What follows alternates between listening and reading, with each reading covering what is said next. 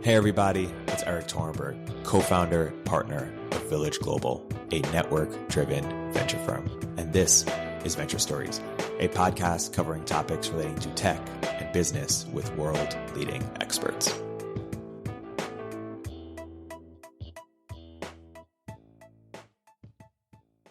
Hey everybody, welcome to another episode of Venture Stories by Village Global. I'm here today with two fan favorites, recurring guests, JD Ross, co-founder of Opendoor, now in between albums, as they say, and Sean Linehan, former VP of product at Flexport, and now founder CEO of Placement. Guys, welcome to the podcast. Sean, you ended up go pursue Placement. Why don't you give a quick background on what Placement is and how you came to create it, out of all the ideas that you could have pursued out there in the world? Sure. So Placement is the talent agent for everybody, focused primarily on finding talent in undervalued places and relocating them to places where they're able to earn more money. So we try to find people who, if they were basically picked up out of their local economy and dropped in a different place, say from small town America to Austin, Texas, they would earn more money without reskilling. And we basically do this by looking at their skills and how much they currently earn, as well as the cost of living differential and the tax differential, and help people move to places where there's greater opportunity. And the phrase that sort of really resonates with me is that talent is everywhere, but opportunity is not. And so our whole goal is to move people to places where for the same exact work, they're just going to do better, right? The reason why we started to work on this was, partly a personal experience as well as a sort of top-down hypothesis.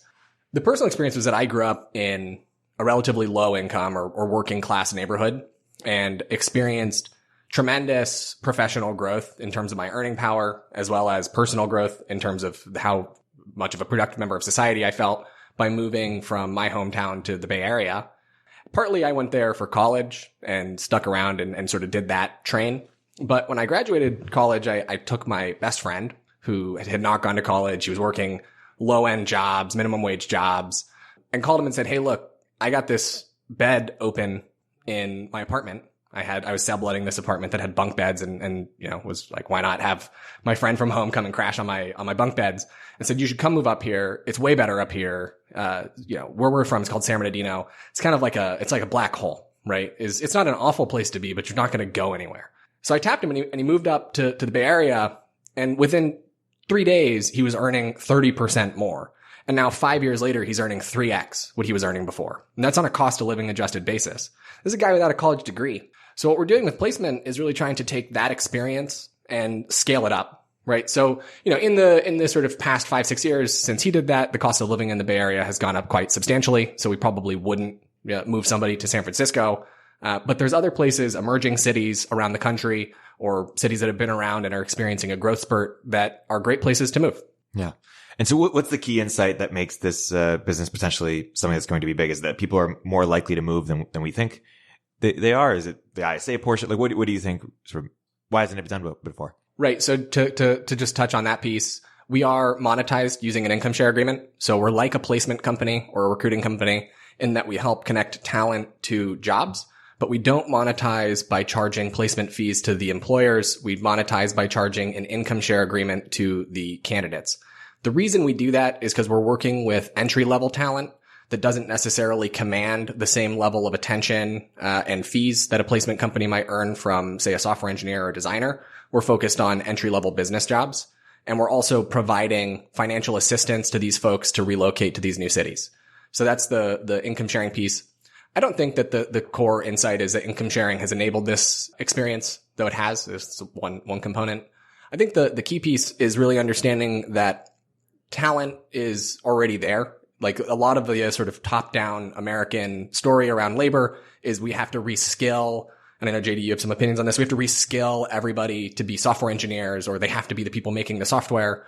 And I just don't think that's the case. Also don't think it's the case that if all we do is just add engineering skills, that all of a sudden people are going to, do economically better. You actually also have to be in a place where those skills are useful. Some might argue with me that the remote trend or the distributed teams trend might be a countervailing force there. But really the observation is just that people are already very, very talented, and just we don't have necessarily the most optimal distribution of skills around geographies.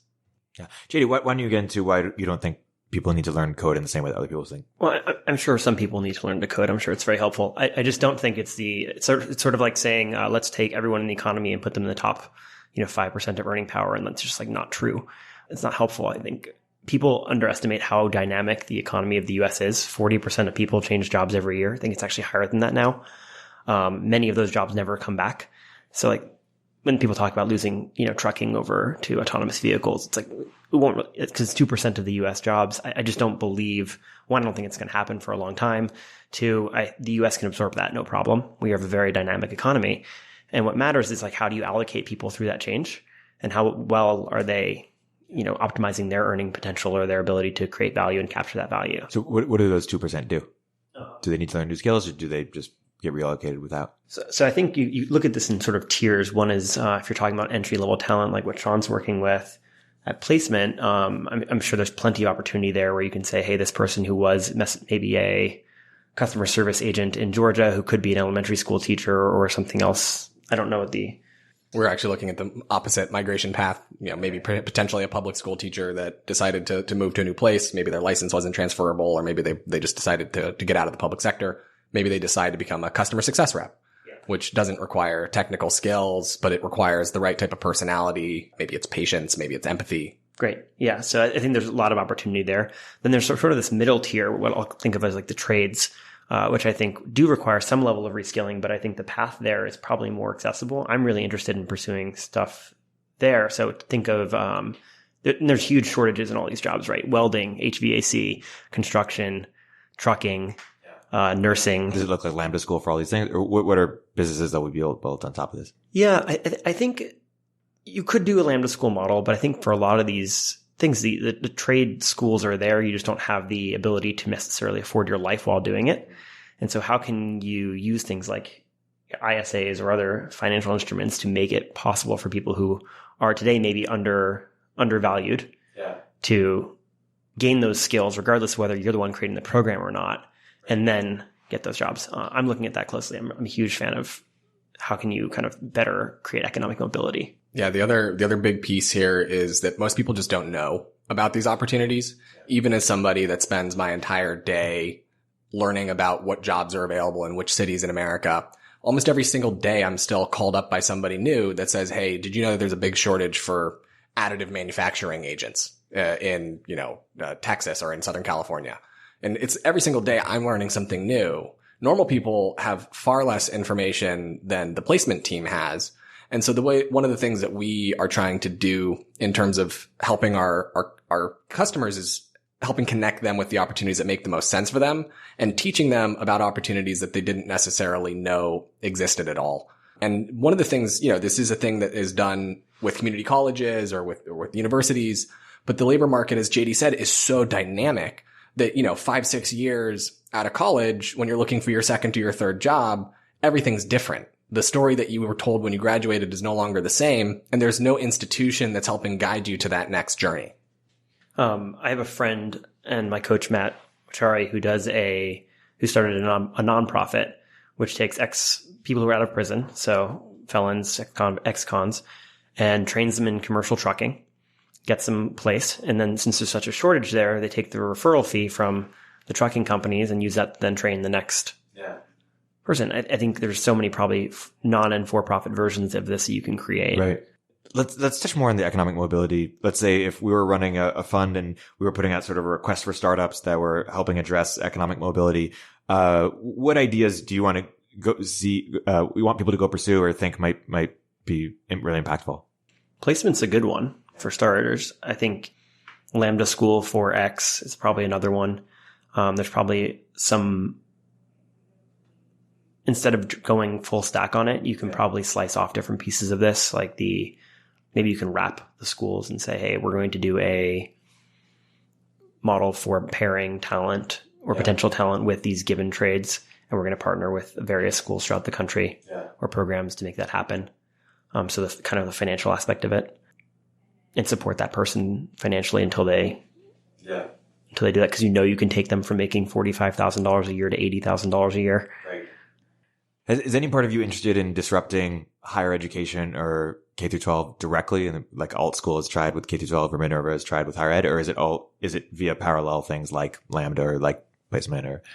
Well, I think for starters, way fewer people should be going to private universities than there are today, which is obvious to anyone who looks at student debt statistics. If you're unable to pay that off, it means you're not getting a very good ROI on it. Yeah.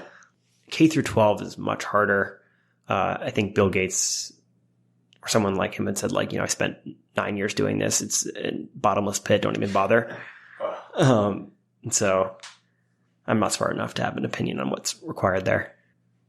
Yeah. Higher education is interesting because we've sort of taken an institution that was meant for, the pursuit of just abstract intellectualism, right? Yeah. Like the actual classic academia was just literally the pursuit of knowledge. And then you had this other branch of it, which was liberal arts, which is really about how do you turn, a relatively affluent person into a member of high society, right? And there was these two functions that academia and higher institutions traditionally served. I mean, it's not exclusively that. It's much more nuanced than that. But there's also then we basically have taken this institution and said, hey, look, it's relatively predictive of job performance, and people that go through it tend to be higher earners. Unsurprising, given that the prior two use cases. They tend to be people from wealthy families that go to college in the first place. And we've said, well, this seems to work, so let's just put every single person through it. But we didn't redesign the university experience around becoming a mass consumer experience, right? We still kept a lot of the becoming a sort of sophisticated person, part of high society aspects of it, right? Like I learned about all types of random things that I don't feel was productive for my career in college. It made me feel good. But in terms of taking, low income people like myself and putting them into debt to learn about things like California's trees feels excessive. Right. And if we are looking at how do we have the highest outcomes per dollar spent, the well-rounded aspect of it is a great sort of standard to aspire to. But right now, the system that we've set up is basically it forces you to become a well-rounded person, even if you can't afford to. And that's not productive for anybody. Right. We already pay for 13 years of that anyway ahead of time. I don't know why you need to say, well, let's just do 4 more on right.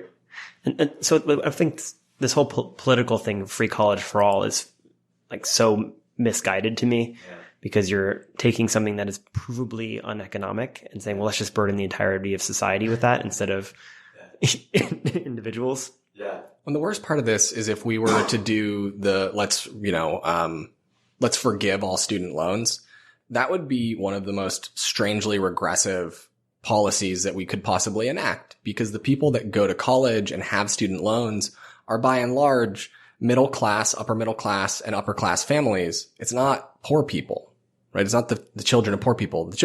People that truly grew up in poverty, like myself. I didn't pay for most of college. The state already pays for you. So the people that actually are burdened with student loans are people who are from families that, if the system's functioning correctly, should be able to afford it. Well, if we forgive those loans, that's effectively, at least some portion of it, will be a wealth transfer from poor people who pay taxes to 25-year-old middle class family members. Yeah. To me, that doesn't feel like an ethical policy. Let's zoom out on ISAs in general. If we're back here doing round 15 of the podcast 10 years from now and talking about how ISAs have changed the world, what sort of multi-billion-dollar companies have emerged as a result of it, besides placement, besides Lambda, what would you predict? So I think maybe going a level outside of that, more meta, is right now the only instrument you have for things like education and re-education are debt instruments. Yeah. And an ISA is an equity instrument. And there's times when equity is better than debt. Debt has a capped upside, and therefore it restricts itself to people who have, or restrict itself to like situations where you have a capped upside and you need to manage to your downsides. Equity has an uncapped upside, or somewhat uncapped upside. And so you're able to invest kind of more broadly and make bigger bets. ISAs allow you to make bigger bets on people. Should startups take more debt? Or startups, especially the first rounds, always take equity. Well, so the problem isn't that should they. The problem is can they, and they can't, right? Debt is a good instrument when you are producing something that is basically collateralizable. Yep. Related to the education or the education conversation, one of the reasons why most loans are originated in education by the government is because it's not able to be collateralized, right? And if in the case of default, there's nothing to seize. So it's the government that basically underwrites those loans. It's the same thing with a lot of like education, like what Placement's doing is another good example. It's something that if we fail, right, we invest in you and fail, there's nothing to seize back. Or if you default, there's nothing to seize back, right? Debt is the same way for startups. Is with a startup, particularly a software startup, you're not producing or using that money to buy some type of tangible property. Debt is really, really good for tangible property. And it's for this reason that JD mentioned there is no power law return. It's a linear return model with most debt. And so if you're going to use equity, you can use equity basically for intangible property. Most startups are producing intangible property. And so that's why we use that financing method. But if you're using debt, for most startups, it doesn't make sense. There are some that are increasingly using debt because they are taking on tangible property, right? So Zeus Living, for example, just raised a Series A. I think it's a Series A. It might have been a B. Don't quote me on that. But a big part of their fundraise was a debt line that's going to be used for furniture in their houses. For people that don't know what this company does, they basically they fully furnish and manage your apartment building or your apartment units, and you get to basically live in a fully managed house. Really cool business. But they basically have taken on debt because they actually have a use case that is tangible property. Opendoor, for every dollar we raised in equity, we raised, $3 to $4 in debt because homes are collateralizable. They produce income flows. So going back to the ISA question then, in 10 years, Sean, why don't you take a stab? What do you think are going to be some of the biggest outcomes or what types of companies will be built on top of this asset that don't exist today? Like, are we going to see ISAs in healthcare? Like, what spaces do you think will make sense? Well, I think the first thing you'll see is a lot of the sort of shovels and pickaxes businesses. So there's businesses that are going to be involved in servicing and making the management of ISAs easier. So today, Placement is building a lot of this in-house. We're just doing it ourselves, right? There's all types of things that go on here, right? In terms of auditing somebody's income, making sure that, you're actually collecting the amount that's owed to you. There's a whole financial stack that's already being built. There's good players that are competing. Right now, it looks like it might be a commodity business, but the best commodity businesses, you can build huge companies in a commodity business. The best one's going to win. It becomes the sort of default player. So there's that. There's all types of things that you basically have to ask yourself, what types of investments can you make in a person that's not collateralizable, right? I don't know if I would have imagined that the cell phone industry would have been fueled by the financial instrument or financial technology of debt, but it was, right? It's like the fact that we could take on debt. People were able to buy these very expensive things. Same thing with automobiles. Installment plans were one of the big things that allowed the sewing machine industry to blossom. So there's all types, I just couldn't possibly predict that. But the mental model that I would use is, what are the intangible things that people can acquire over time, as opposed to the physical things or the property that they can acquire over time. I think it will be really interesting to see what happens as markets develop around ISAs. Right now, no one really knows how what returns are going to look like or what inputs lead to what outputs. So first round will be kind of doing that in an aggregated way. And then later you'll probably get some form of market pricing for someone's. Yeah. So, the ability to fund someone like you maybe at 18 to do either college or Lambda school or something else through an income share agreement might be much cheaper for you than someone who doesn't have some dimensions of potential that someone else identifies. And there's probably a lot around that could produce either inequality or it's going to be a lot. It's going to be very interesting to see how that develops over time. Yeah. It is interesting. It seems like anything that becomes, or any technology that makes things more of a meritocracy, it sort of, gives opportunity to people who are really talented, but not getting the opportunities right now, but creates inequality in other ways because it reveals more, actual inequality, inequality of skills or output. Yeah. I mean, if you have things like insurance, right? Pool risk. If you're able to know almost exactly ahead of time what's going to happen, you don't need to pool the risk. It's going to happen, right? So you basically don't like that. The mechanism is broken. Now we can't predict the future. But you see this in healthcare, right? Is that the insurance companies aren't allowed to use I'm not going to make a sort of, right or wrong claim on this, but they're not allowed to use certain inputs around behavior, to say whether or not they're willing to underwrite a person, right? Like whether or not somebody smokes cigarettes is not allowed, for example, to disqualify you from using health insurance.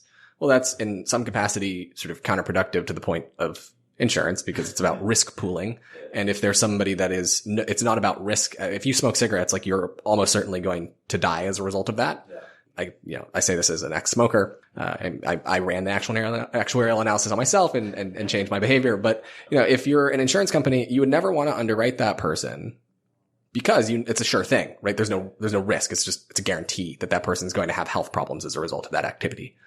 So the same thing will be true as we get better at predicting people's behavior or earning power. It's a bit dystopian in that regard, is that there stops being risk because we have so much certainty around the prediction. Right.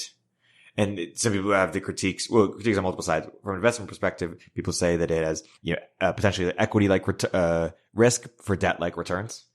So unclear how it matches up. On the education side, it seems we've conflated sort of what you were talking about earlier, Sean, about sort of the, liberal arts benefit of education, cultivating, people's, sort of internal, soft skills, emotional depth. Yeah. Good for your soul. Exactly.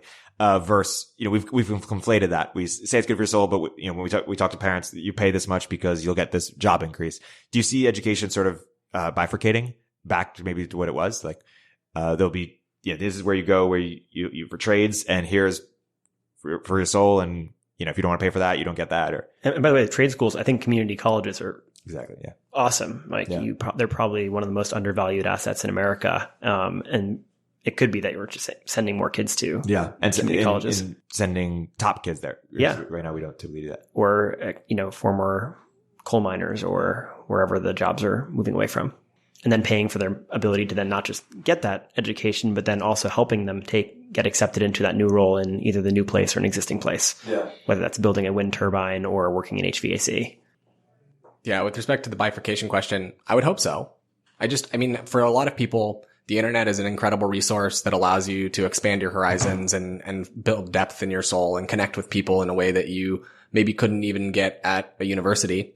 And so I would hope that for most people, the internet allows you to do a lot of the same or acquire a lot of the same knowledge that you could get in a university. It's certainly a different setting. It's not a perfect substitute, but most people likely shouldn't be spending huge sums of money and going deeply, deeply in debt to experience this activity. Yep. And there is a pretty good substitute that's available for free on the internet.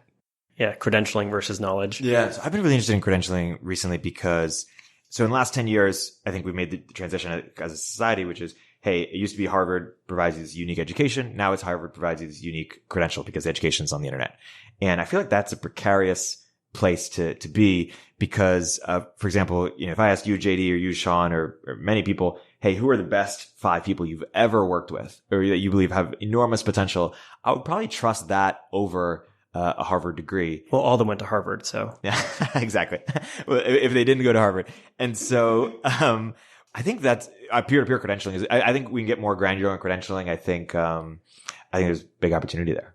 We're just leaving that value on the table. There's also the question when you ask who's the best in the world at this, it's the best at what? It's like a rough pass versus a fine pass filter is Harvard or a degree. Maybe that's, I went to a decent school. I went to Berkeley. It's like if you go out of Berkeley, there's like 20,000 grads a year or something insane. There's a lot of people coming through that. And that they're sort of a baseline competence because the system selects for that and graduating is hard. So you have this sort of baseline knowledge, but it doesn't tell you anything about specific knowledge, right? And so I think that we could do a lot better at understanding how do we assess people's specific knowledge and specific skills. And if we're good at that, then you could, in a lot of cases, ignore the wide filter like a degree because that the person can do the specific things you actually care about. I mean, anyone who's ever hired a computer science major into their company knows that you don't really learn very much from the computer science major. You learn a lot of the kind of underlying fundamentals, but how to build software is computer engineering and computer science are very different. So what do you guys think the future of credentialing looks like? Well, I would hope that you would just have a lot more local places that do actual tests, right? I want to unbundle the interview, right? And just distribute it across the entire country, right? I want local facilities that are testing how much weight can you pick up if you're trying to be in a construction job, right? Can you do this type of welding? Just straight up being able to do the testing and decoupling testing from learning, right? Because the people that are the best at endowing you with knowledge aren't necessarily the people that should be setting the criteria for saying that you have the knowledge, right? Employers really should be the ones that are saying you have the knowledge and you should be seeking educational programs that are giving you the things that actual employers want right now.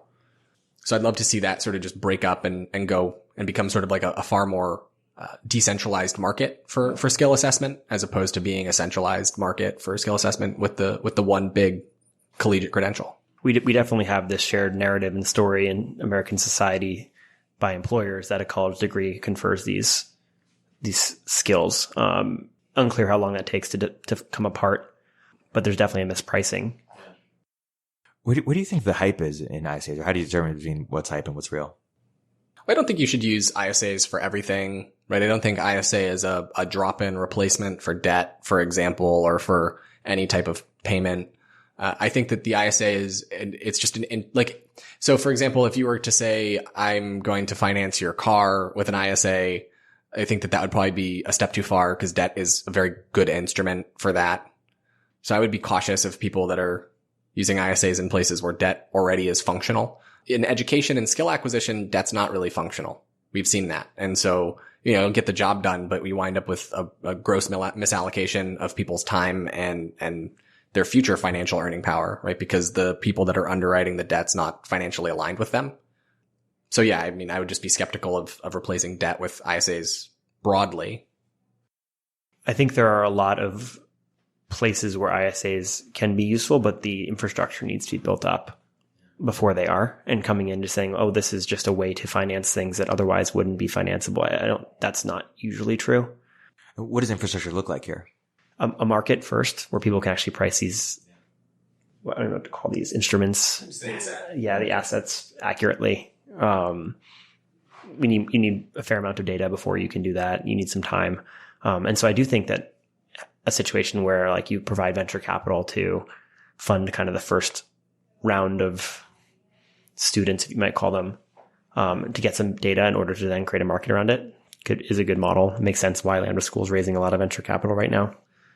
Yeah, there's also nothing like a credit report for ISAs. So if you are a lender or a potential lender, you can run somebody's credit report and see how much outstanding debt that they have, as well as some scores. But a big piece of it is just knowing sort of what is this person's current debt load. Yep. You can't know right now what a person's pledged income is. There's no registry for that. There's no like Equifax for ISAs. And so right now you sort of, because there's not very many people that have ISAs, you just assume that it's zero. But over time that will be a problem that will emerge. What's led to the rise in ISAs in the last few years? Is it mostly the student debt that's led to the rise of things like Lambda? Is it cultural? Is it technological? What's led to the rise of it, recent rise, and what are bottlenecks that are constraining it going, mainstream? Are they cultural? Are they technological? Are they both? I think part of it is skin in the game, which is that people become skeptical of someone putting especially in a new model, like a coding boot camp where they say, we're going to double your income in 6 months or something. And by the way, you're going to be $20,000 in debt to us. What if you don't? So being able to align incentives, I think, is really important there. And then also, who knows when I'm going to start getting paid after this? People can't risk that. And so I think aligned incentives is driving a lot of it. Yeah. But what's the why now? For like, this idea has been around since Milton Friedman brought it up in the 60s. Like what is, uniquely enabled by now? I feel like it's probably been around since hundreds of years before that. Yeah. Right. Well, why is it sort of interesting or prominent right now? Why are we talking about it now and not 2012? Well, so, I mean, I think the boot camps had a big role in that. Technology has become, or software engineering has become a very high in demand skills. Boot camps were for the same reasons that JD just mentioned. They were the early proponents of using income shares because they needed people to take this program that looked a little sketchy or was making outrageously ambitious claims. The other piece is just there's so much student debt, and we finally are seeing that the incentives of taking on debt isn't necessarily worth it, right? Is that we've underwritten a bunch of loans that we probably shouldn't have, that aren't going to be ever able to be paid off in somebody's lifetime, or at least not using the skills that they acquired in the program. And so people are now skeptical of the existing model, right? And so they're looking for alternatives, and this income share thing looks pretty legitimate. Now, in terms of headwinds, what's it going to take for this thing to take off? Well, look, they're still extremely risky assets. There isn't a bunch of pre-existing laws that say what happens when, for example, you go bankrupt, or if the person passes away, or, what happens if they just decide not to pay. There isn't a massive corpus of well-documented case law to say what happens in all these cases. And so there's legal risk as somebody that's underwriting ISAs, which means that the asset's going to be sort of selling at a discount for a while until we develop that precedent. As somebody that's working on a startup, this to me is a good thing because startups require risk. If there's no risk, there is no startup opportunity. So for me, the sort of legal risk is attractive. For a sort of Main Street or retail investor, they potentially wouldn't find it attractive unless they're attempting to generate alpha from, their sort of baseline portfolio. But, that basically leaves the people that are actually financing these things to being venture capitalists who are taking extreme risks with their capital, or very wealthy individuals that are also willing to do the same. Let's zoom out one level. So the reason I brought you guys on, besides being friends and great people, is that you were exploring some ideas together. And so I'm curious if you both can comment at large, first on the idea generating and validating process and what other founders who are now sort of in between things can learn from how you guys navigate that process. And then we can dive into some of the spaces that you guys explored, and what you learned from them. I'm a big believer in just market driven exploration, not like technology driven or kind of tops down. It's just people have a lot of ideas about how the future should be and how quickly and how inexpensively can you test that against the market. Yeah. So whether that's smoke tests or just trying to get customers before you have the product. Right. And define smoke test for the audience that may not be familiar. Yeah. So have an idea for a landing page, design that landing page, throw $1,000 into Instagram ads and Facebook ads and measure conversion and see how it goes. Right. So it doesn't have to be a problem that you particularly have. This is some startup lore, or it doesn't have to be like a super fancy technology necessarily. Just as quick as you can, have an hypothesis, validate a hypothesis. Yeah. Gather some leads. Please don't collect credit card information for a product that doesn't exist, but gather some leads, call them, talk to them about their problems, iterate, do this 4 or 5 times, and you might have identified something. And you should care about what you're doing this for, like be prepared to spend 10 years on it. But this is muscle around figuring out which of those tests to try in the first place. So it's, the lore is you got to solve a problem that you have.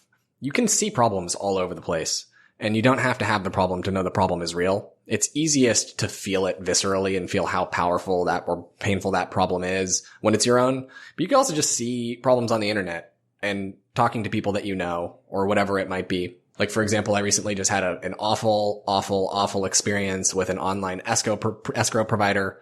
I won't say their name to give them any brand credits, but I just had an awful experience. And if I wasn't starting placement, I would be going and aggressively competing with this company because their experience was so bad. Having that feeling, like there's this muscle that every great entrepreneur I know develops, which is when they feel pain on anything, a lot of people feel apathy or they feel sort of dejected. Entrepreneurs feel pissed off and ready to make money solving that problem.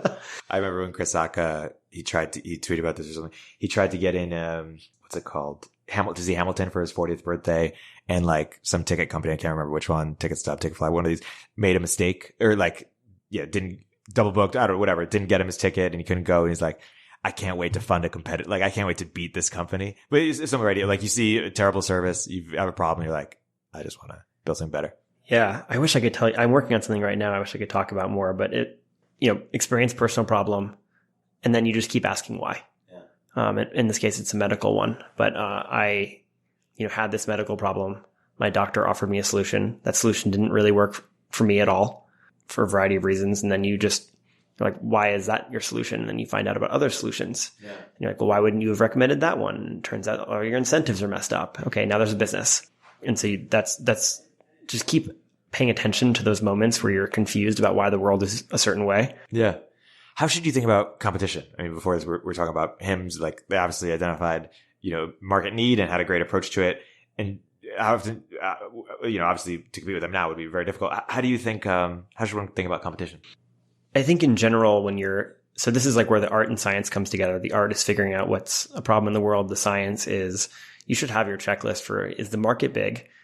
Can you actually enter that market and build a position? And then and people talk about defensibility or moats, or the way I think about it is compounding advantages. Why does your company get easier as you get bigger instead of harder? Most businesses actually get harder, especially in direct to consumer. Right. Your initial first customers are cheapest to acquire because they need it the most. As over time, they get more and more expensive. Right. That is Allbirds or something. Yeah. Or Peloton even, or Blue Apron. Yeah. All these companies have increasing costs as they grow. You want to find a business where as you get bigger, your advantage grows while your moats get bigger. So example like Airbnb. Yeah, Airbnb, exactly. Opendoor. To compete with Opendoor today would be insane because you would not only need to, for you to make money, again, offering the same amount, you would not be able to offer the same amount of money Opendoor could offer a seller and make money because Opendoor has large scale. They have low cost of capital. They have really efficient operations, and they have high attach rates to adjacent services that are like more like mortgage, title, things that add margin. So going in today and competing would be crazy. That's why it was good to start Opendoor when we started it. You know what? I think there probably is room to start a HIMSS competitor today because a lot of that is brand. Yeah, if you're sitting there as an entrepreneur using some product or service that exists and you're going, this is awful, then I wouldn't worry that much about competition, right? Like if you can figure out a go-to-market strategy where some small segment of your competitor's addressable market is sort of open for the taking, then I would jump right in and try to take that little segment and grow into the line of business that your quote unquote competitor is in. The fact that somebody else is making money in a space doesn't mean that it's saturated. If you have that emotional reaction, the space probably exists for competition. And so let's take the HIMSS row example for a second. Would I find some stat that's like, 80% of them, people who use it are this type of demographic, and now I make something just for that demographic? Or like, how would you compete with, I'm not a direct to consumer person. And I don't really understand brand advantages, so I could be completely off on these, but I do think people are moving towards vertical brands. So millennials prefer direct to consumer products by about 5%. This is like some study I read. It could be totally made up, but the fake news that I read is millennials prefer direct to consumer brands over traditional brands by about 5%. Gen Z, which is upcoming, is by 40%. I think that people identify very strongly by these new brands and kind of what they stand for. And I think there's opportunity to target smaller and smaller niches with brands.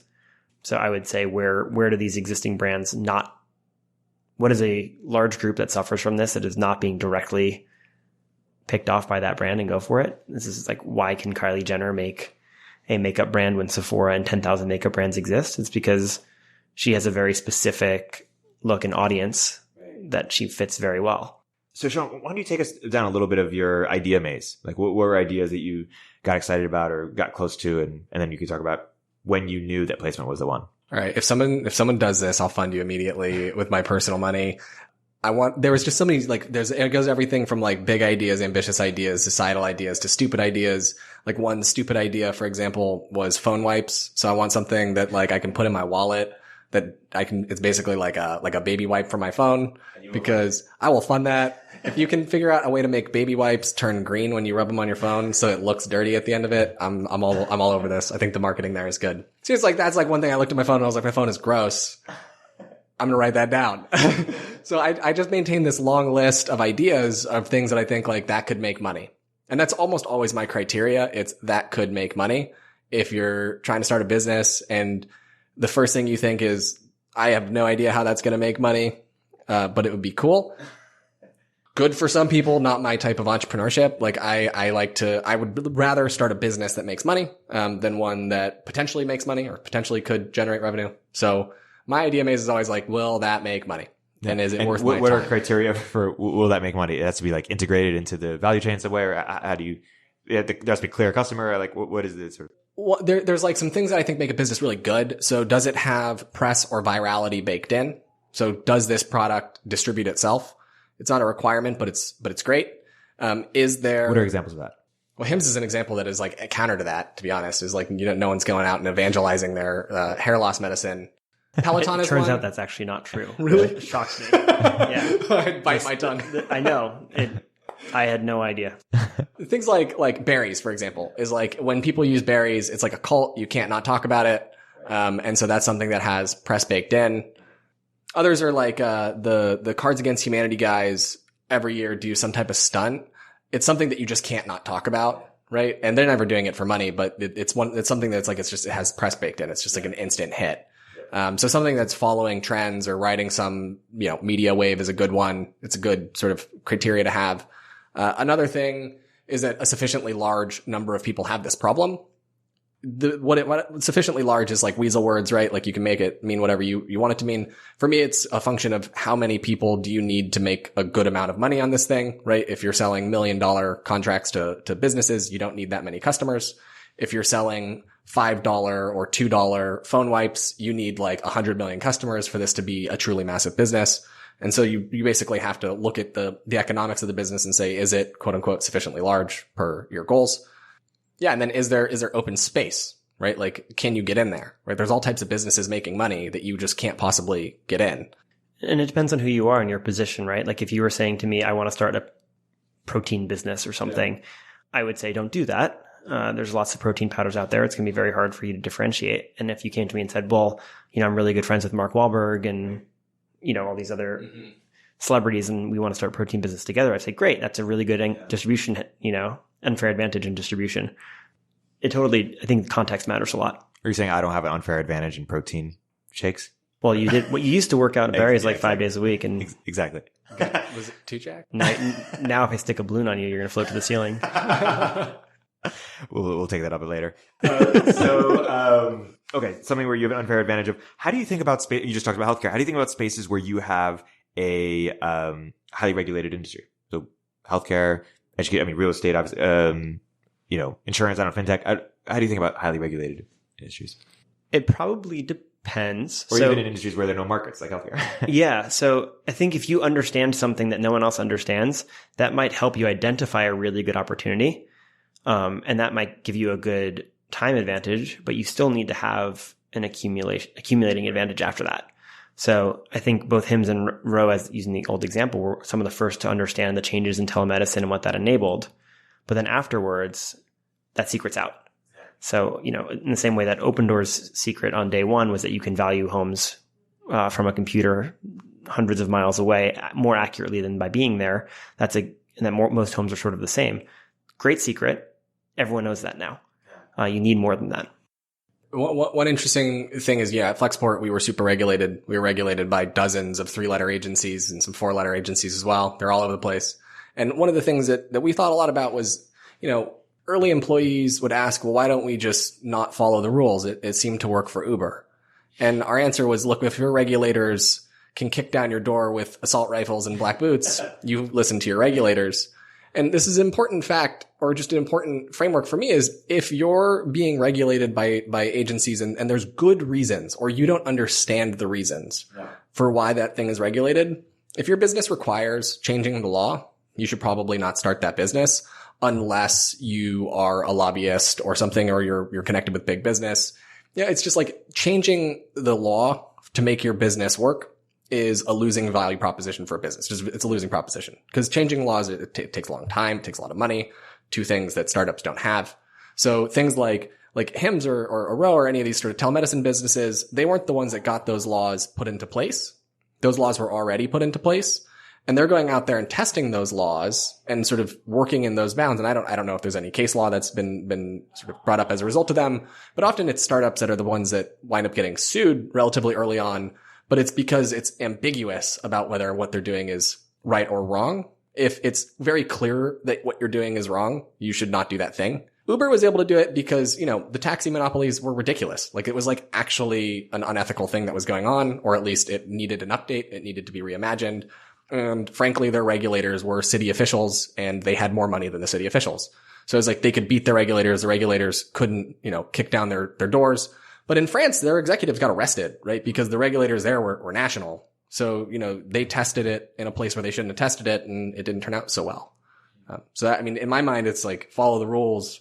If you don't know why the rules are there, follow the rules. Or just understand the rules. I think if you understand the rules better than someone else, that gives you an advantage. I think a lot about insurance lately, where there are so many rules and it's so boring that I think a lot of the insurance tech companies that are coming out today could have easily been started, 6+ years ago and weren't, because it's just so boring. But they're great businesses. And now that they're starting to work, and as people are starting to see that come about, you're seeing more and more people enter. Yeah. Why is it so boring? Just because of so many details? Or what's fun about like life insurance? What if we had this conversation about life insurance, how many people would listen? Yeah, I think the only thing about life insurance that's interesting is like marketing. And like, we've just had an abundance of more interesting things to do recently. The supply of people that are good at starting startups is growing, but at least historically has been low. The number of people that are well versed in the art of starting a Silicon Valley-esque startup has grown quite substantially due to work from, YC and just the internet. I mean, Erik, you've done a lot to preach a lot on your Twitter feed. So people are just getting more educated about this. So you're seeing a greater abundance of businesses get started now that previously wouldn't have got started because there was like wide open space for building social networks, which are cool, and photo sharing, which was fun, and online games, which was like untested or untried. And so now we've sort of done all the really obviously fun things. Well, I think also the platforms have opened up. Like Elad Gil had a great blog post saying the markets are bigger now, and then they just are. Then there's this whole question of like, what is a tech company? Well, I'm actually still not sure what the answer is. Yeah, especially in the last couple weeks, we had some non-tech companies go public. Peloton. Sure. WeWork. Yeah. WeWork's definitely not a tech company. Yeah. How do you guys think about what is a tech company, what is not a tech company, and why does that matter? I guess what is the implication? Because multiples or how we value them, or? Well, I think one of the big challenges is that we conflate what is a tech company with what is a software company. And what's the difference there? For me, a software company is a company that's going to sell where each basically incremental unit costs almost nothing. Like the marginal cost of each unit produced is nearly zero, which, lends itself to tremendous massive scale and horizontal scale, and really, really high profit margins, right? So those are the software companies. You can turn businesses into software companies, right? Like I think a lot of the hypotheses around Uber was that they were going to turn taxi businesses into software businesses. And that's what flooded venture money into that business. Same thing, I think, in some capacity with WeWork. AWS is a good example. But it's interesting because like AWS is in my mind, I'd actually put that guy in a tech company as opposed to a software company. It basically is taking a physical asset that wasn't networked, that wasn't software defined, and turning it into a network software defined product. So in that case, the thing that they're selling is still bare metal, right? It's metal. There's actual costs associated with that, but they've just figured out a way to reduce the marginal transaction costs and enable new functionality. So in that way, it's a technology company, right? Because it is actually producing something with tech. It's just not selling software.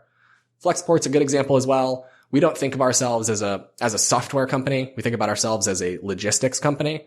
We just are a tech enabled or a technology logistics company, insofar that we're using software and we're using any other technology that's available to make that business better or more accessible, cheaper, right? More widely distributed, more intelligent.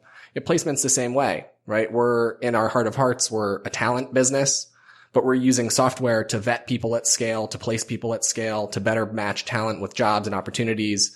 But at the heart of hearts, we're not selling software. We're selling, not talent, like we're selling to talent, but we're basically selling this professional service.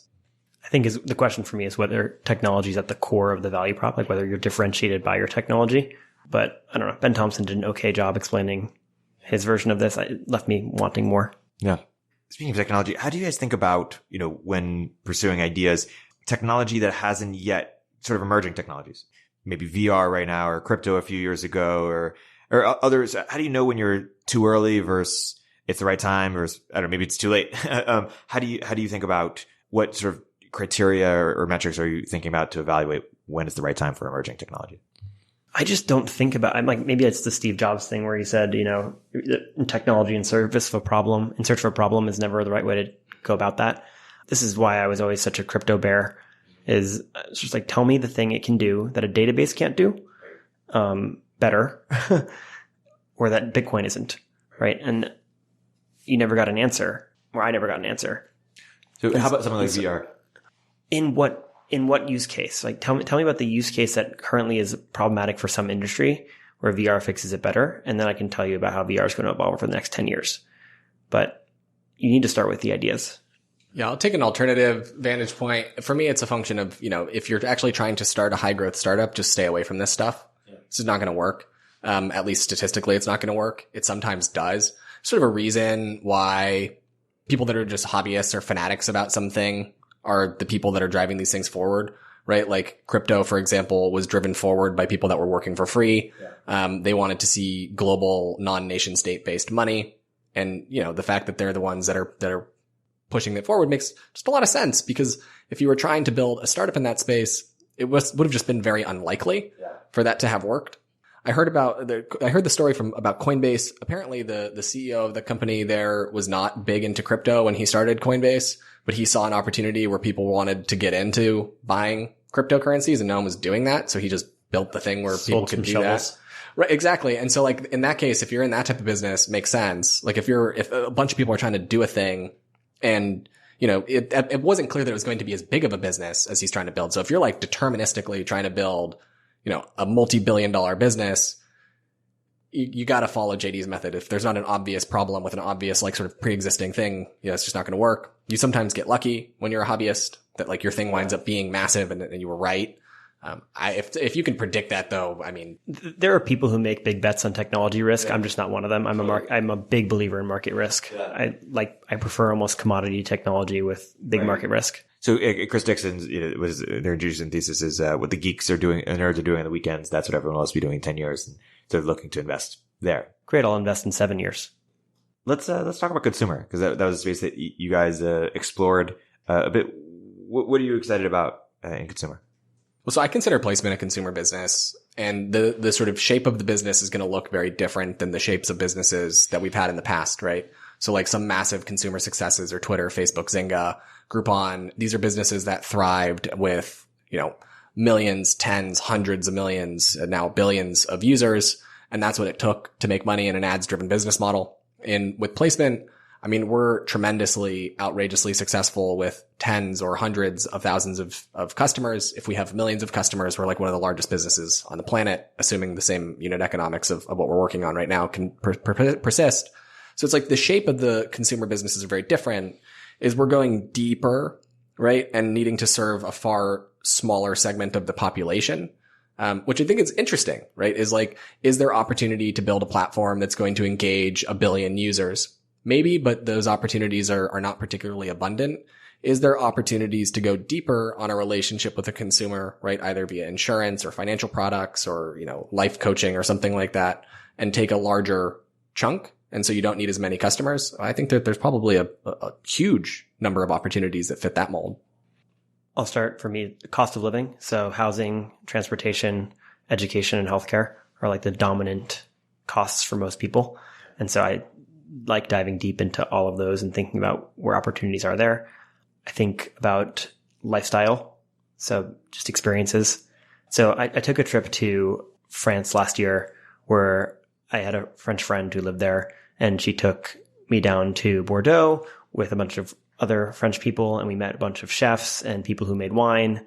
And I don't speak a word of French, but it was one of the best trips I've ever been on because of like the authenticity and natural kind of experience of like here's like a single bottle from a barrel that my friend made up the hill, and here's how you taste it, blah, blah, blah.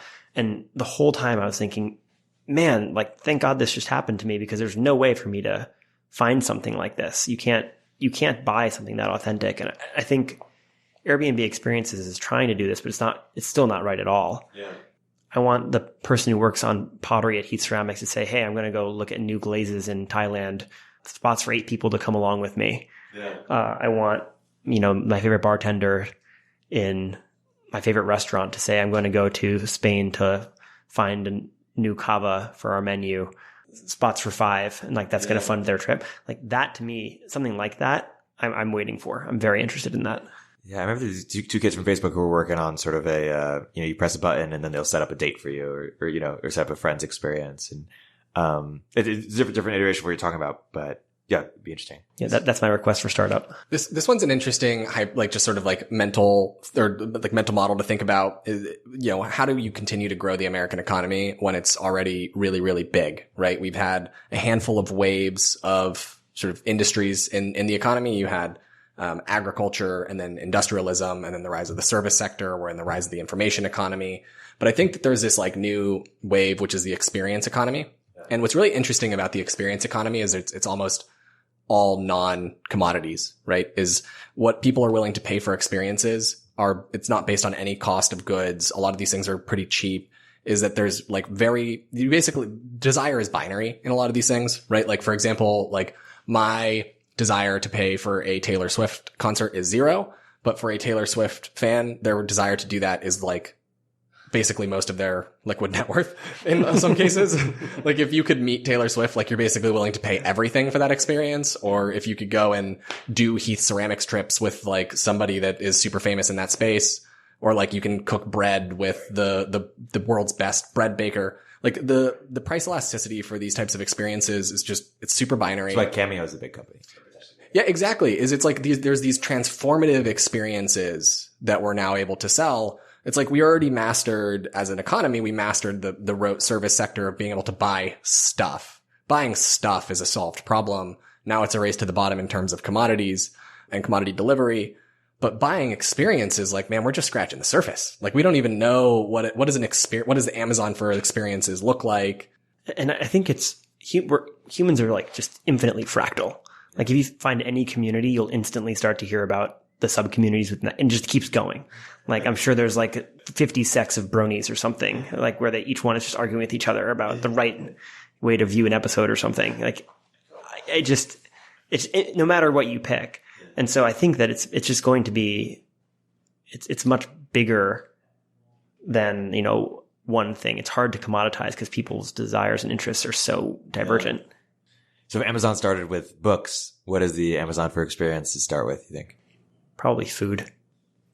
I don't know. I mean, like anything that you can Instagram, dude.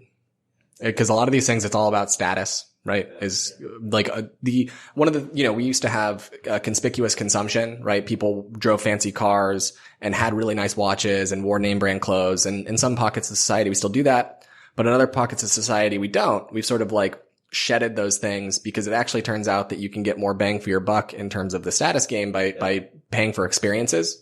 Right? Is if you're able to go and collect experiences and broadcast that to everybody you know on Instagram or Facebook or Twitter or whatever that is, then you're going to just get a lot more people to see the sort of artifacts of your spending, right? To like figure out what your rank in society is in a way that a watch just doesn't anymore. Cause not everybody knows how expensive a watch is, but everybody kind of knows how expensive the trip to Thailand is, or at least they know it's expensive. Yeah. Yeah, and taste making. I mean, I think Sean's right, and it depresses the hell out of me. Why is that? Because I don't think status actually makes people happier. I think it makes them sadder. I think the less I use Instagram, the happier I get. I haven't found anyone where that's not true. Right.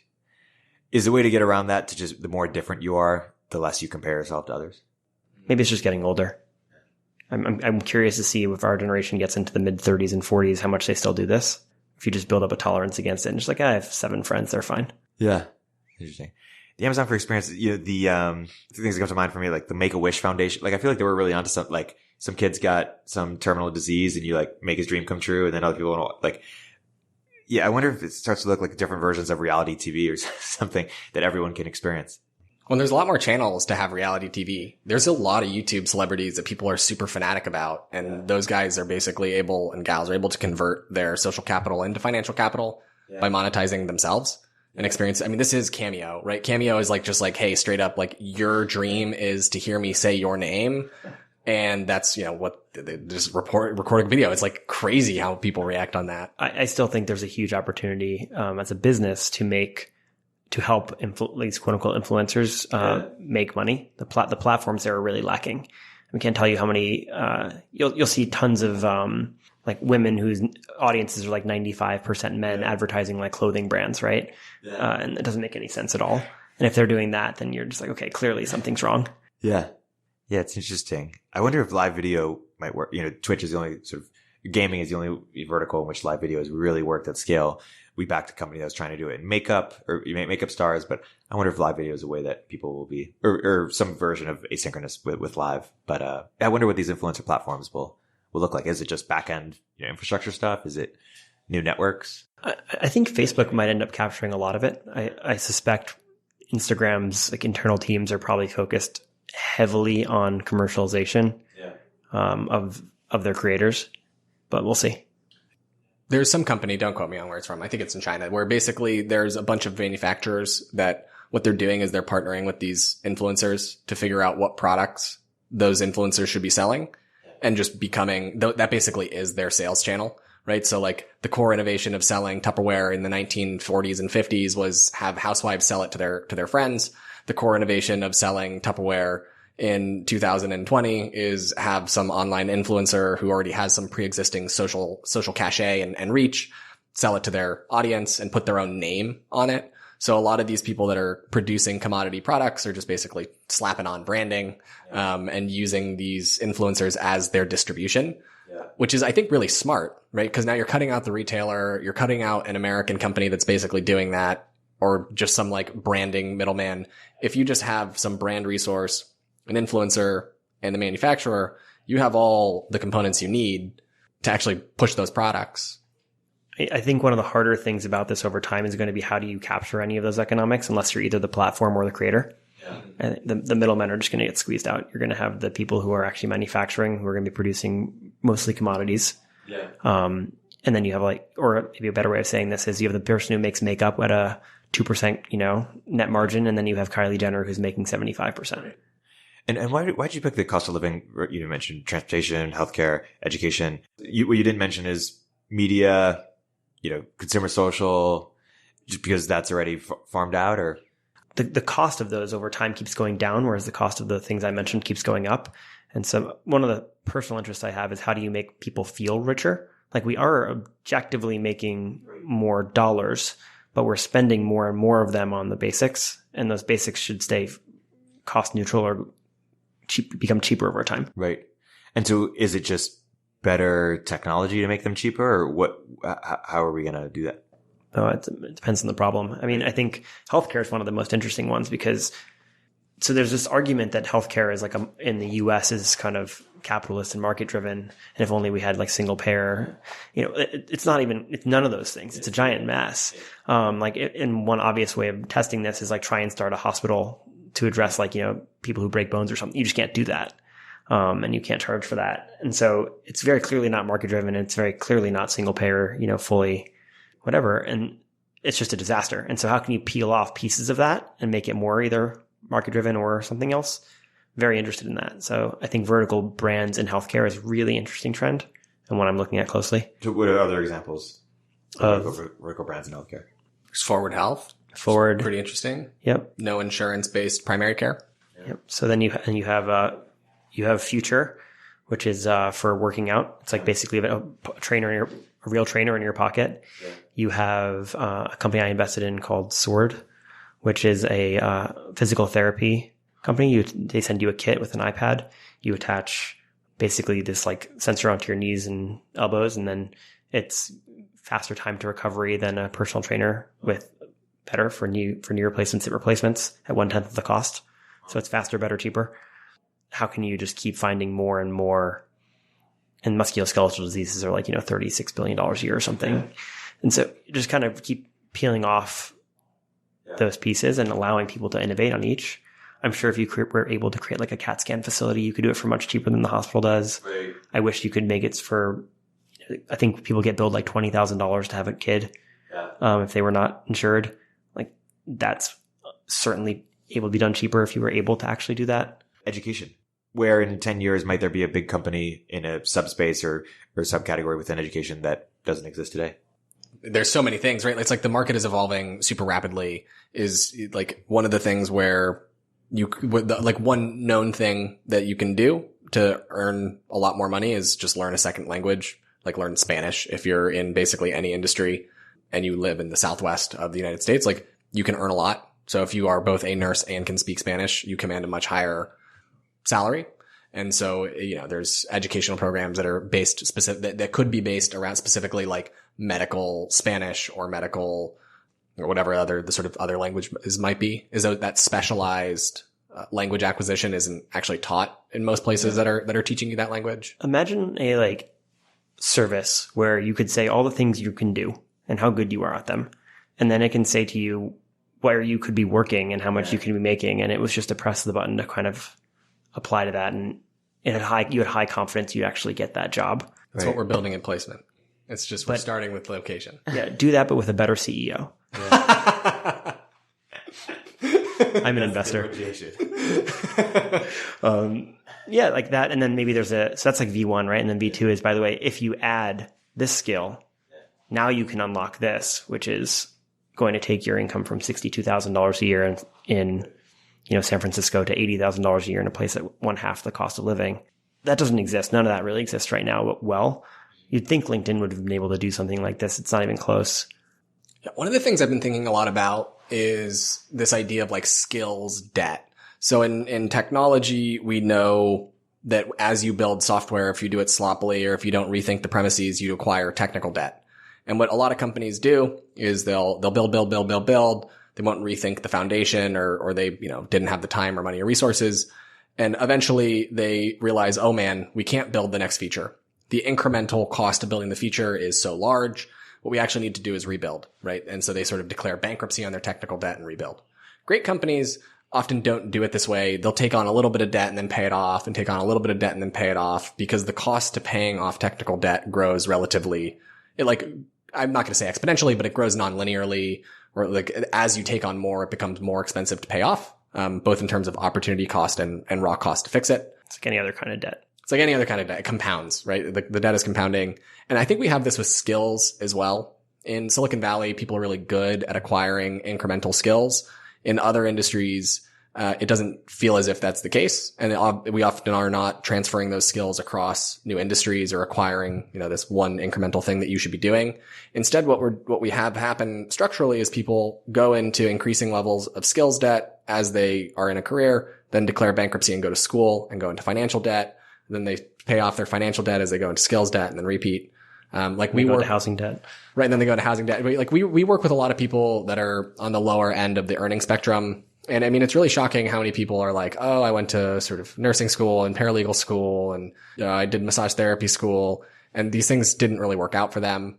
They're in a lot of debt still from each of those things, but the market didn't materialize or whatever. And so they go into skills debt and then go into financial debt to get out of it.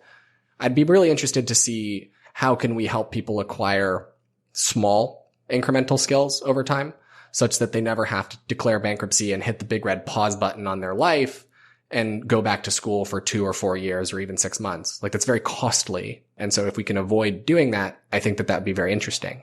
Let's talk about the other cost of living categories you mentioned, JD, housing and transportation. Where do you think, where are you looking as an investor for big companies to emerge there? And I'm curious, in housing, when so much of the problem seems policy related, how you think that there are big business opportunities there? We'll start with policy. I think housing is hard, especially in California. Part of the problem with housing is that it's not actually a problem everywhere. It's fine in Phoenix, Arizona, and outside of Denver, even where it's gotten really expensive relative to where it was. It's still quite affordable. In San Francisco, like the median single family home is now like $1.2 million or something. And so, how do you start chipping away at that without, taking away the equity from everybody? I think it is political and it is policy. I think you start by saying, how do we actually start creating, how do we make it easier to build? How do we make it, look at Tokyo, right? You're able to buy a place, just tear it down and build more units. And so the prices stay constant. But you have to be comfortable with a city not being locked in amber. You have to be comfortable with your neighborhood changing pretty dramatically over time. I don't think people are that way right now. I looked at the East Bay. I think it's more likely to happen in the East Bay than it is in San Francisco. The other thing is that people expect prices to come down. I think they might come down, but eventually they're going to keep going back up but I also think that incomes are going to keep going up.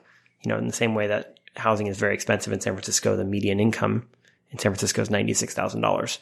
And so it's not a problem for it to be more expensive than, Topeka, Kansas, but it's a problem for it to be as much more expensive as it is.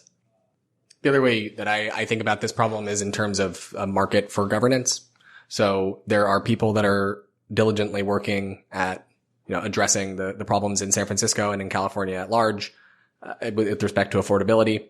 And, I will participate in those things because I live here. But in terms of immediate things that people can do, well, one of the ththings that we can do is we can just move people to places that have better governance or have different geographic characteristics, right? San Francisco is landlocked, or we're locked around by water. So the city can't physically expand in the same way that a Houston or a Phoenix can. And so you basically have to build up, and there's politics around that. Well, in places where the problem has been solved, we can move incremental talent to those places. I mean, I think about it a little bit like Palo Alto versus San Francisco. Is Palo Alto decided that they didn't want to build density, that they were going to be a short city with respect to how big their houses were going to be. And as a result, all the startups went north, right? Like the center of the balance of power for technology is no longer Palo Alto. It moved north to San Francisco. And now it seems like it's getting unbundled to places all over across the country because San Francisco is making, at least they're making the transition to deciding to be a tall city much slower than the market is demanding them to, right? So costs are going out of control. And as a result, people are just going elsewhere, right? So like placement is, this is partly one of the motivating observations that we made is, it used to be a good deal to go to San Francisco and it just isn't anymore for most roles.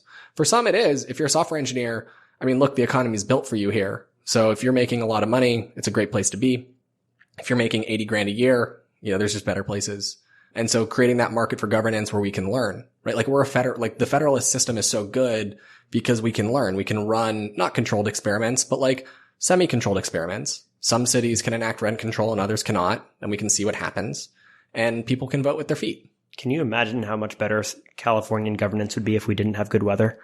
I think just like the monopoly on good weather is the underlying cause of so much of this. It's funny because Florida, Miami, and LA are some of the most expensive places in the entire country. And it's for this reason. It's just really beautiful. Yeah. Our property tax regime is insane. Our building code regime is insane. Yes, I've become less and less optimistic over time about San Francisco's ability to fix this or desire to. Yeah.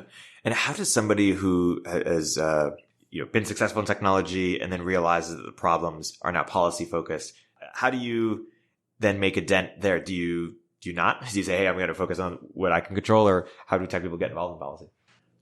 There are a lot of ways to get involved. You can reach out to me and I can introduce you to the people who are doing really good work here. I just decided I didn't have the energy for it, or I did, but it was not worth. Yeah. There are other things I'd rather work on because I can always vote with my feet later if it doesn't get fixed. Right. And you want to focus where you can make unique impacts based on your skills and resources. If anyone's ever met me, they've never been like, you should be a politician.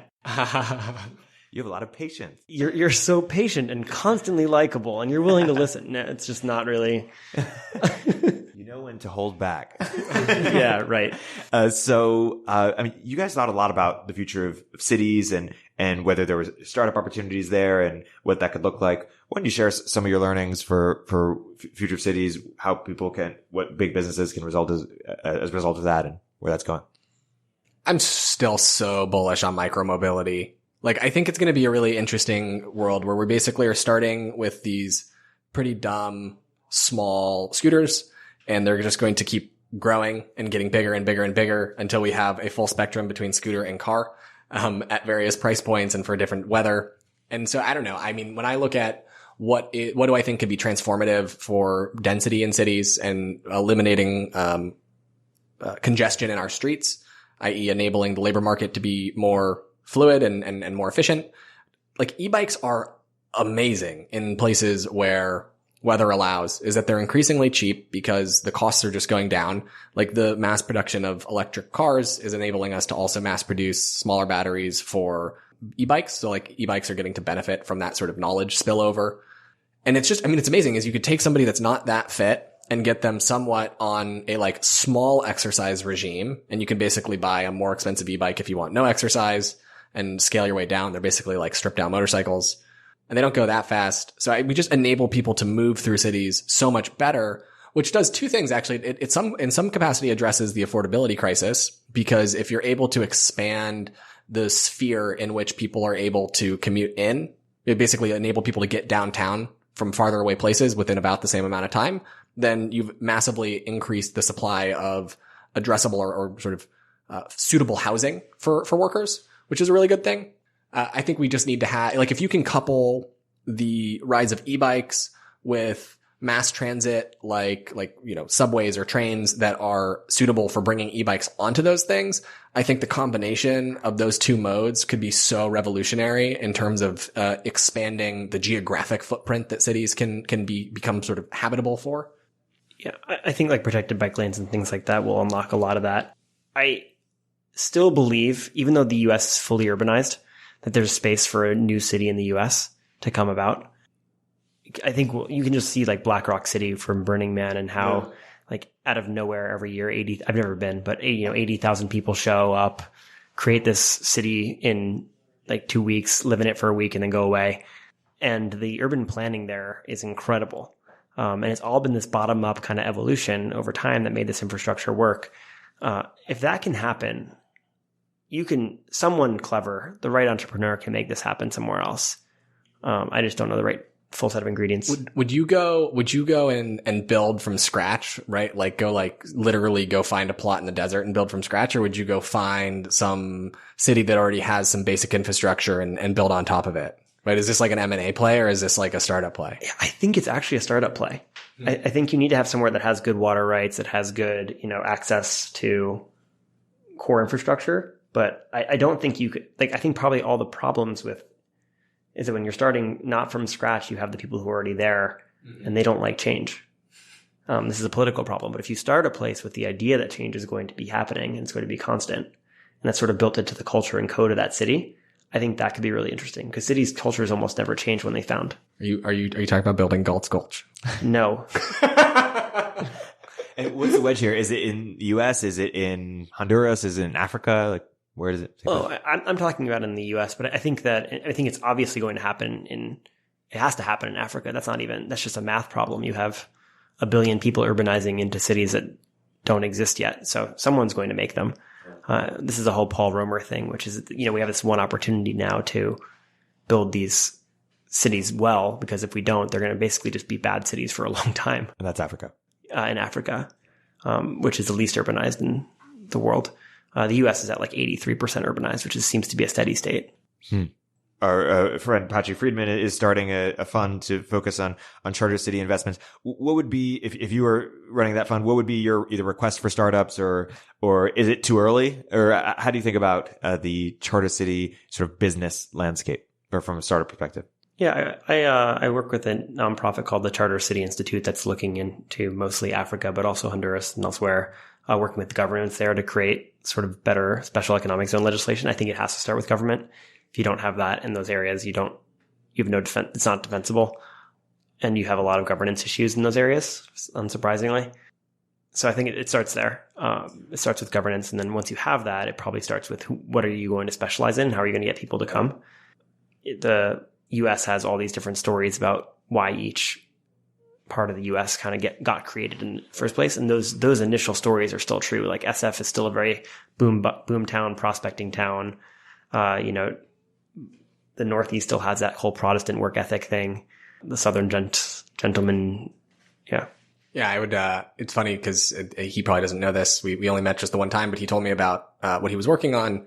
And it was in that conversation that the current incarnation of placement sort of was formed. Patrick? You and Patrick? Yeah. So I had this conversation with him and he was telling me. Did I introduce you? Not you did. You did. You did introduce me. Yeah. Wow, that's incredible. And he was telling me about how he's going to start these charter cities and they were going to be really cool. They're going to have this great governance. And I asked him, I was like, well, okay, so you're going to build this infrastructure, like legal infrastructure, maybe perhaps physical infrastructure. How the hell are you going to convince people to move there? And I was like, all at once. I was like, well, what if you like did an ISA with them? You convince them to come to these cities. You said, look, if you move here, it's going to be great. And I'll like take a risk. Like I'll pay you until it's great or something like that. And he was like, oh, I don't, that sounds fine. People will move there. It's not a big deal. And I immediately was like, I'm going to just go do that in the United States because even now the people that I know that have moved have made that decision in a relatively uneducated way, right? They just sort of moved to places that they had heard of, or had visited once, right? Without really taking a holistic view. And it became clear that like, if you're going to start a new place, you need to find people that are going to be useful in that place and provide a mechanism for them to get there. What you didn't mention during the why now thing for ISAs is I think a big why now is that everyone's online and you can target them. That's really helpful. Yeah. This goes back to influencers. Like if Kylie Jenner was like, hey, all my fans, we're moving here. A lot of them would move. I think a lot of them would move. I mean, like DJ Khaled used to be like, hey, look where I'm at. And people just flood the streets. Or there was a Kanye concert where he just like showed up somewhere and I think it was New York and like literally the whole streets were just flooded with thousands upon thousands of people.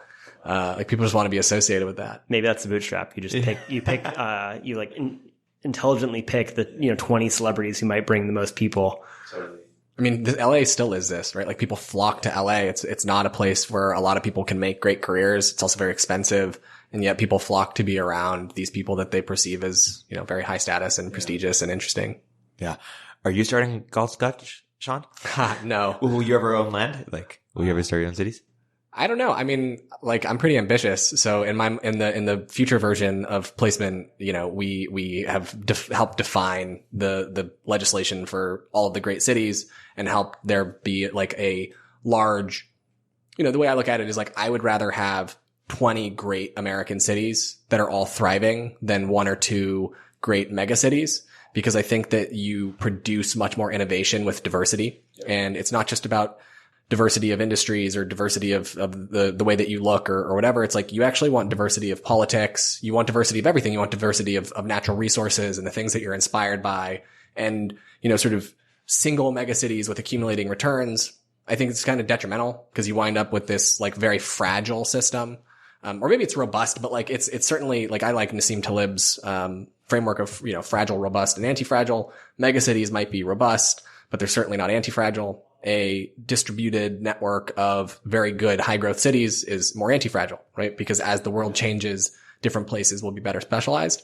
So I don't want to go start the one city to rule them all, but like certainly if we see that placement works, I'd love to invest in those cities. One thing I think about a lot right now is how the internet has sort of created this cultural homogeneity across the world and the pros and cons of that. The pros, of course, are that you at least are speaking not literally the same language, but at least you have a lot more in common with each other. So it's probably decreasing the likelihood of mega violence. Yeah, like mega violence and world wars. But the cost is that I think there's a huge loss of ideas. There's also this idea of like online territory. And I think part of the reason why a lot of the online discourse is so toxic is there's no space for me to say, hey, this is where a group of people who are thinking like me is now going to talk. Come and talk as long as you think like me right now. And maybe I'll think differently in another moment with a different group. Right. And so all of a sudden you're now intruding in my space if you bring ideas I don't want to talk about, even if that's, I wasn't invited in the first place. Right. Well, a lot of thinkers, Robert Wright, famously in his book Non-Zero, talk about basically he predicted 20 years ago that we either need to globalize successfully or perish, like integrate as in something or chaos. And I'm curious if there'll actually be a greater localization. Like, will there be like 1,000 Israels or 1,000 Norway, like all these, small, like-minded groups just, organizing around similar traits, and everyone's actually separate, but integrated in this larger thing, but they have their spaces either physical or online.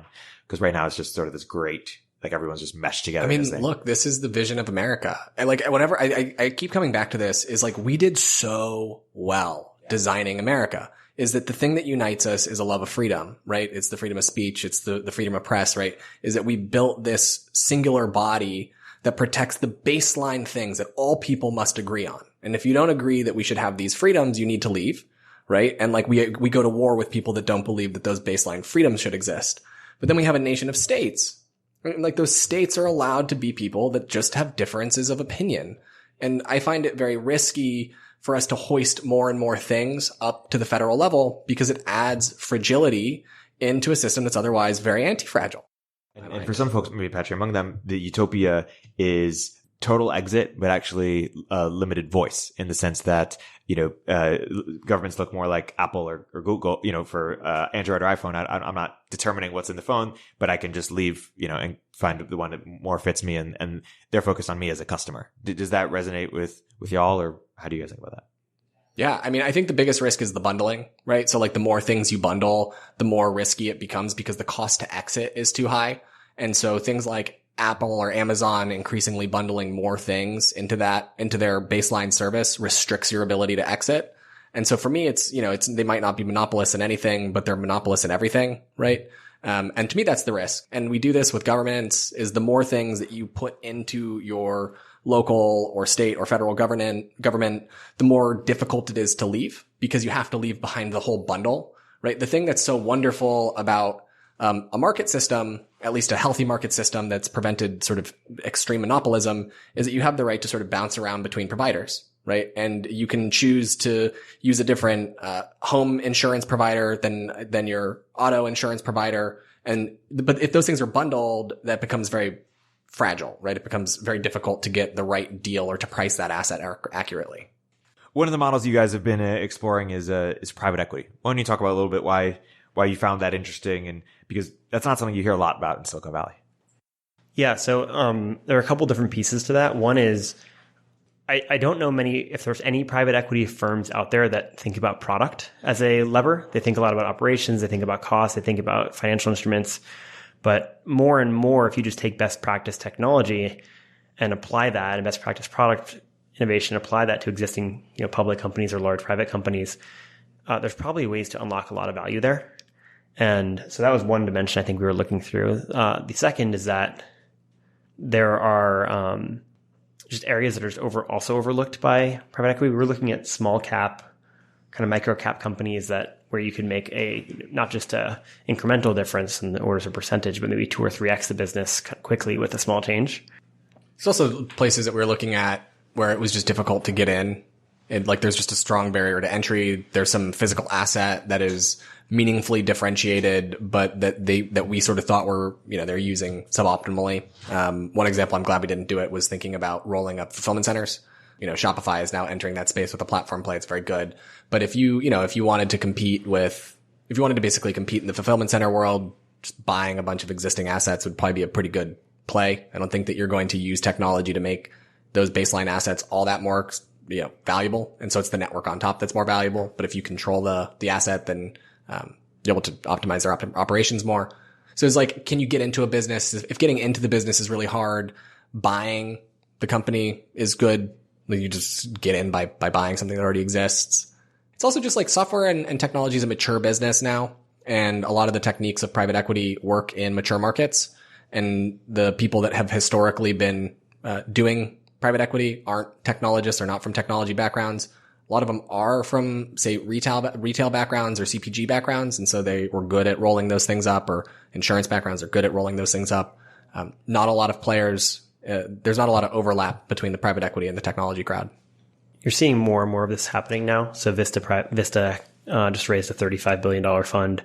They've managed to, have incredible returns. Basically, what their playbook is just mostly buying up these sort of vertical CRMs and applying a playbook of best practices to their sales and other channels, right? And they've done phenomenally well over the last 15 years, 20 years. 15 years, yeah. So I think that, you can take, that's instructive. I mean, there's also just there's all these places where where equity capital is the wrong thing, or you need a mixture of equity and debt, and private equity is just a good, it's such a broad term, right? I think when people hear private equity, they think buying companies and gutting them. We had no intention ever of doing that. We were really thinking about how do you buy these companies and inject innovation and make them just better businesses overall. What the weirdest one we were looking at was this $100 to $200 million public company called Collectors Universe, which is a trading. Basically, they grade coins and cards, like basketball cards, things like that.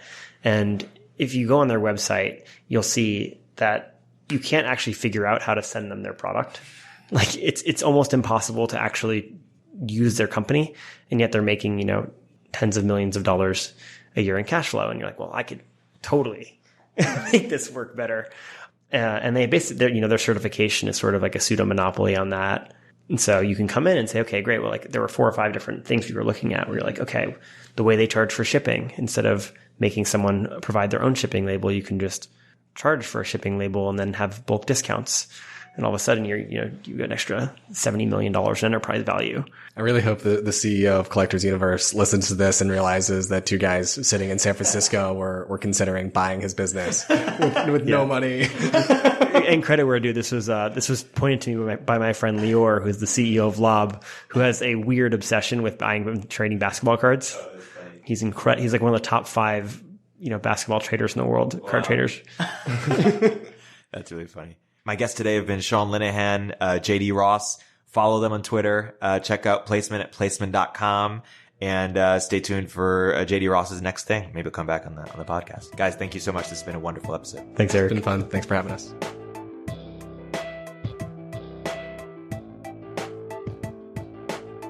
If you're an early stage entrepreneur, we'd love to hear from you. Please hit us up at villageglobal.vc/network catalyst.